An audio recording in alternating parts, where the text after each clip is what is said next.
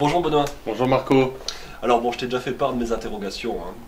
Tu sais que j'ai toutefois quand même un petit peu de mal à réconcilier la Bible et la science. Donc la Bible par rapport à ce qu'elle nous dit de la création et la science par rapport aux découvertes qu'on a faites au sujet des origines de l'univers.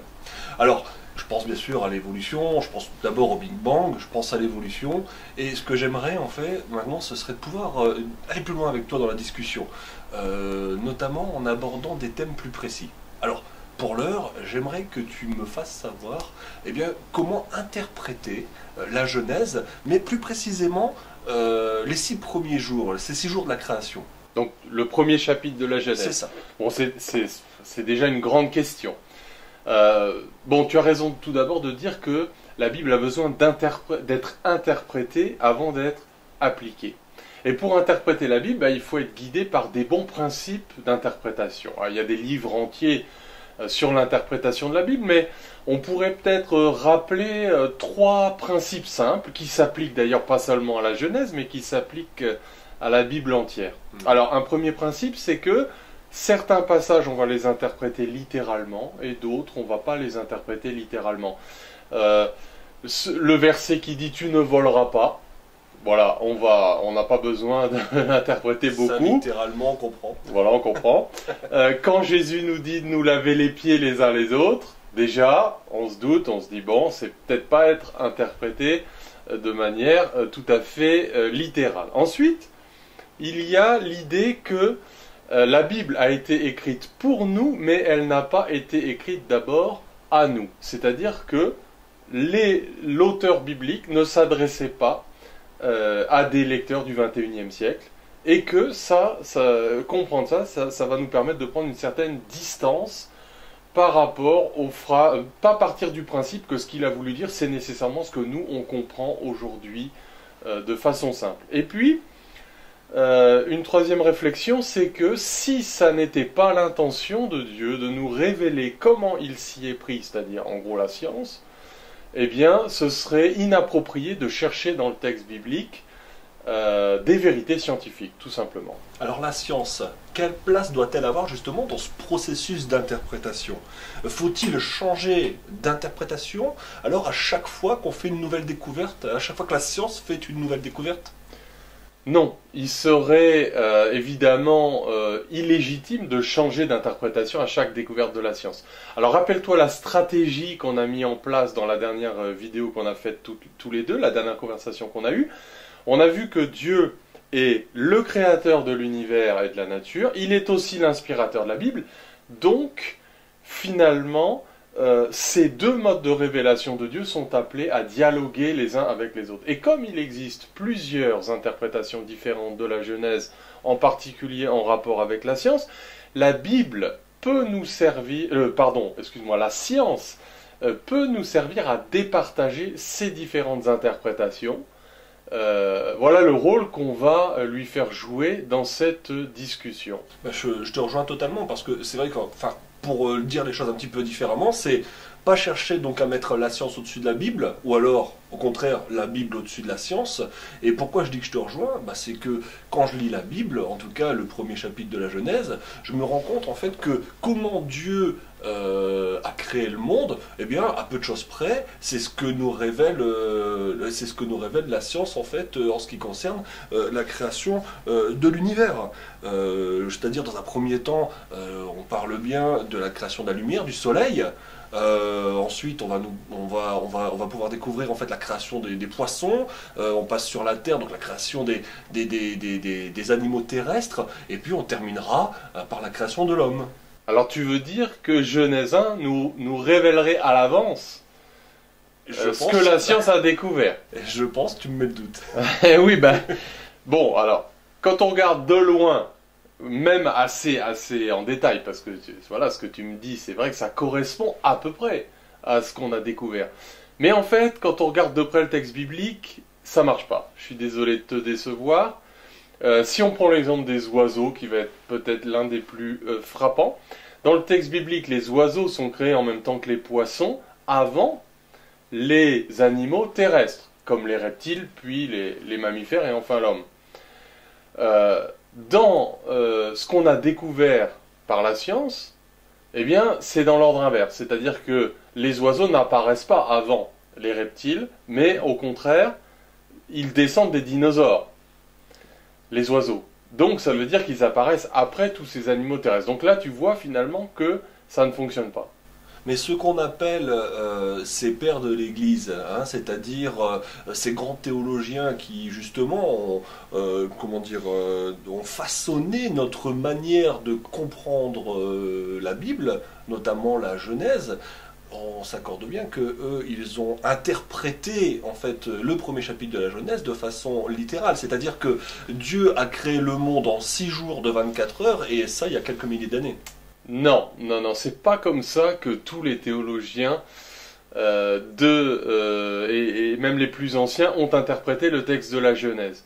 Certains avaient pris conscience que même dans le texte biblique lui-même, il y a des objections à interpréter le texte de manière très littérale, comme tu dis. Par exemple, ils avaient pris conscience, Origène par exemple, que le soleil est créé le 4e jour après les plantes, ce qui paraît pour le moins surprenant. Et par exemple aussi que le 7e jour ne paraît pas avoir de fin, celui dans lequel Dieu se repose, qui est l'image du sabbat. Alors, par rapport à ça, Origène, qui vivait au IIIe siècle après Jésus-Christ, eh bien, doutait qu'il faille interpréter la Genèse de façon historique et littérale. Voilà ce qu'il a écrit. Maintenant, quelle personne intelligente croirait que le 1er, le 2e ou le 3e jour ont eu lieu sans soleil, sans lune ou sans étoile, et le 1er jour comme s'il était sans ciel? Qui pourrait être aussi enfantin pour croire que Dieu était comme un gardien humain qui planta un paradis en Éden face à l'est et y fit un arbre visible réel et qu'on pouvait acquérir la vie éternelle en mangeant son fruit avec de vraies dents ou encore participer au bien et au mal en mangeant le fruit d'un autre arbre? Alors, ce que je comprends, c'est que il existe plusieurs types d'interprétations, donc toutes ces interprétations sont différentes. Est-ce que tu saurais nous faire, pour nous aider justement, une synthèse de ces différents types d'interprétations, mais surtout, est-ce qu'en particulier tu pourrais eh bien, nous positionner en fait ces interprétations par rapport aux découvertes de la science? Alors oui, bon, c'est un vaste programme là ce que tu me demandes, mais c'est vrai qu'on pourrait classer en gros les différentes interprétations de la Genèse en 2 grandes catégories. Donc, les interprétations dites concordistes, celles qui cherchent, alors ce mot-là, ça veut juste dire qu'on cherche une correspondance entre le texte de la Genèse et les découvertes de la science, ce qu'on a découvert de l'ordre dans lequel les choses sont apparues. Et puis, d'autres interprétations dites non concordistes, dans lesquelles on pense que le texte de la Genèse n'a pas vocation à être en accord avec les découvertes de la science. Alors Benoît, quelles sont ces interprétations qui nous disent que Dieu a agi selon l'ordre de la Genèse chapitre 1? Bon, on va en citer 4. Hein, je vais te citer les plus connus. Donc la théorie de la jeune terre, la théorie de l'apparence d'âge, la théorie des jours-époques, et puis la théorie dite de la restitution. Ah ben, est-ce que tu pourrais alors approfondir? Oui, alors, on va dire quelques mots. Théorie de l'apparence d'âge, donc c'est l'idée simple que Dieu a créé le monde en 6 jours de 24 heures, il y a quelques milliers d'années. Théorie de la jeune terre, oui, c'est ce que j'ai dit. Oui. Je pourrais citer Laurence Tisdale, qui est un des créationnistes les plus actifs dans le monde francophone. C'est un Québécois qui donc défend cette thèse. Alors voilà ce qu'il dit. Les 6 jours de la création sont bien des périodes de 24 heures. On ne peut les interpréter autrement et de multiples raisons permettent de le confirmer. On verra dans une prochaine vidéo, qu'en fait cette idée-là, elle est en complète contradiction avec toutes les découvertes scientifiques. Voilà.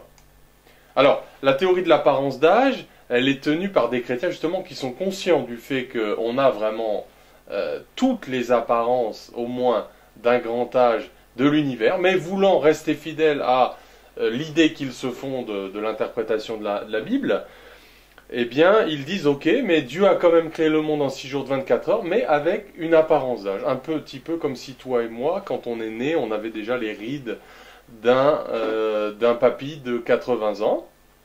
Alors, Bon, pourquoi pas, à partir du moment où on est chrétien, on croit au miracle et on croit que Dieu est capable de faire ce qu'il veut comme il l'entend.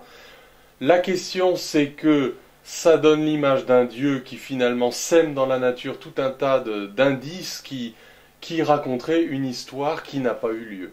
Et donc ça pose un problème quant à l'image de Dieu que cela véhicule. Des preuves en fait qui nous seraient apportées de façon falsifiée. Voilà, exactement.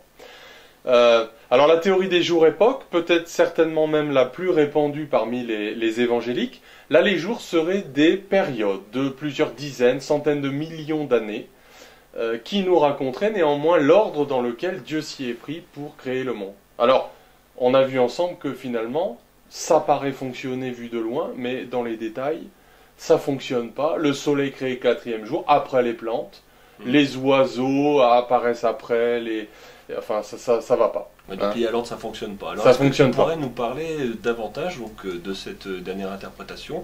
Là, rappelle-moi. Là... Théorie de la restitution. Bon, tu en as peut-être pas entendu parler. Non. Donc c'est l'idée que entre le premier chapitre de la Genèse de la Bible et le deuxième verset, le premier verset et le deuxième verset, il y a un peu tout un scénario que l'on introduit.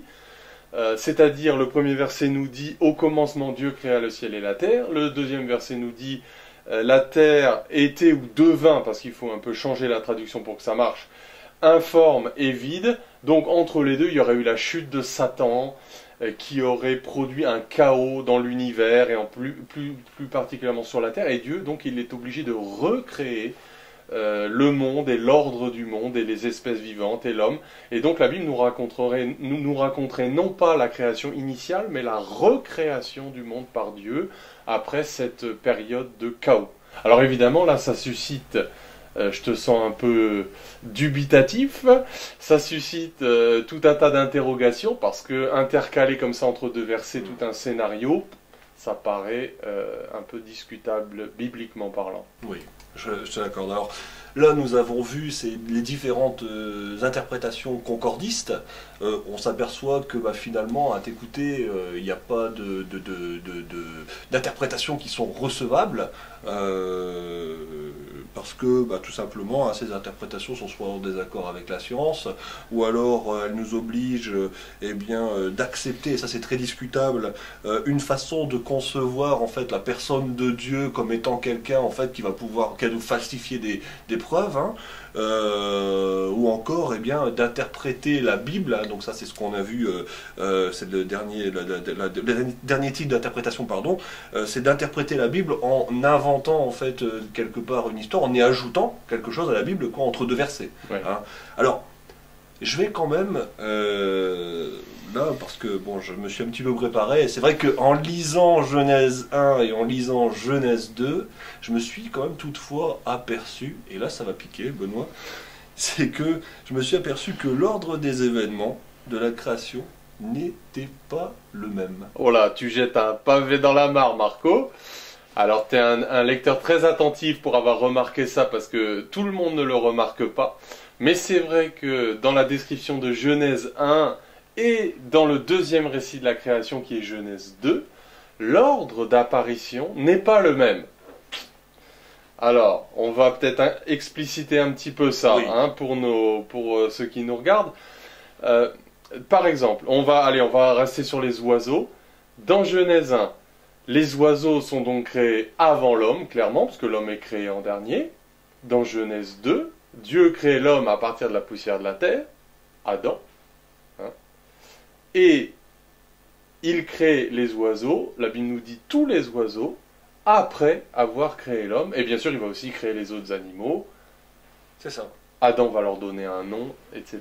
Tu connais l'histoire. Alors finalement, pour tous ceux en fait qui voudraient donner à la Genèse en fait une vocation de révéler l'ordre dans lequel Dieu s'y est pris pour créer le monde, eh bien c'est pas valable, parce qu'en fait dans ces cas-là, on reprend Genèse 1, on reprend Genèse 2, et la Bible se contredit elle-même. Voilà, je pense que c'est le meilleur argument, y compris pour ceux qui ne voudraient pas faire intervenir les découvertes de la science dans leur interprétation biblique.